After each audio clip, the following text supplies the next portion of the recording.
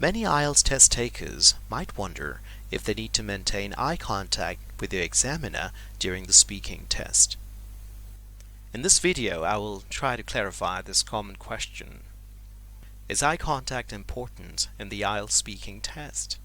Does it really matter when it comes to your English speaking score? The answer is no.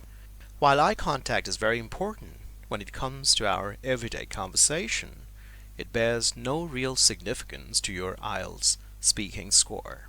Yes, body language such as eye contact, hand gestures, nodding, and posture all contribute to the overall understandability of a message. Hence, it is a no-brainer to think that eye contact is important. However, there are no criteria to score any body language in the IELTS speaking test. As you can see in this IELTS speaking rubrics, candidates are scored in fluency and coherence, lexical resource, grammatical range and accuracy, and pronunciation. Here, fluency refers to the speech rate and speech continuity. Speech rate is your speaking pace. It shouldn't be too fast or too slow.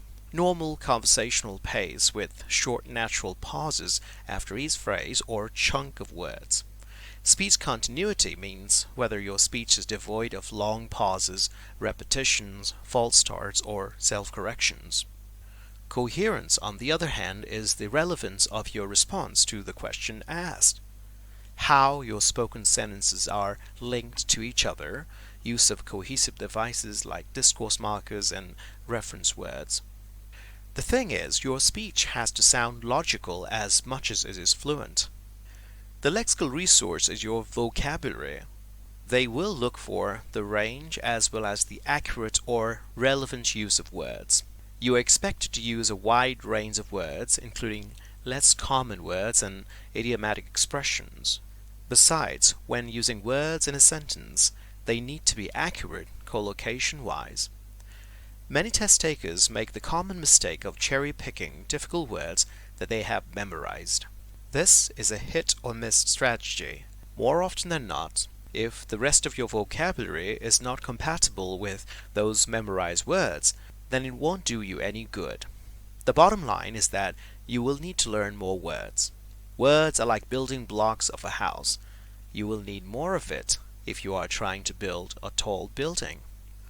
Grammatical range and accuracy. It refers to how advanced your grammar and how correct is your grammar.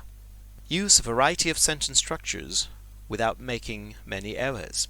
It's not that you cannot make any errors in your speaking test. However, the density of errors has to be minimal for your score to be better. Again, practicing English writing and speaking is pivotal. If we use a similar analogy as we use for the lexical resource, grammar can be thought as cement that joins the words together in a sentence, so you will need to use correct grammar. Pronunciation has several aspects. First and foremost, it has to do with the clarity of your speech. How accurate is your speech reproduction when it comes to English phonemes and words? Another aspect is the word chunking or grouping. You see, when we speak in English, we speak in phrases and not using individual words. This is important. This has to be something that you should be doing without much effort. A good practice would be to read aloud by giving short pauses after each phrase. You will also need to have correct word stressing and sentence intonation for a high band score. So if you ask the same question again, is eye contact important in the IELTS speaking test? You may see a different paradigm now. Another important thing to note is that your speaking examiner is doing multiple things at the same time.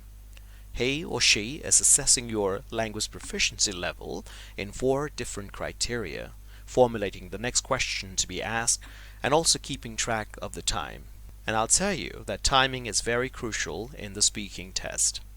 While it is irrelevant to the speaking scoring, maintaining eye contact can create a rapport and form a more congruent and friendly environment during the test session. You see, think of the speaking test as having a meaningful conversation with a person. When we think of it as a test, then oftentimes it creates pressure, which is not a pleasant experience for any of us. On top of that, many test takers want to impress the examiner. They may fake an accent or use memorized idioms or difficult words. More often than not, these attempts stand out as only cosmetic and end up looking like a sore thumb rather than being a cherry on top. So take it easy, talk to your examiner as you would talk to a friend or someone you know. Most importantly, practice your English speaking. Best wishes.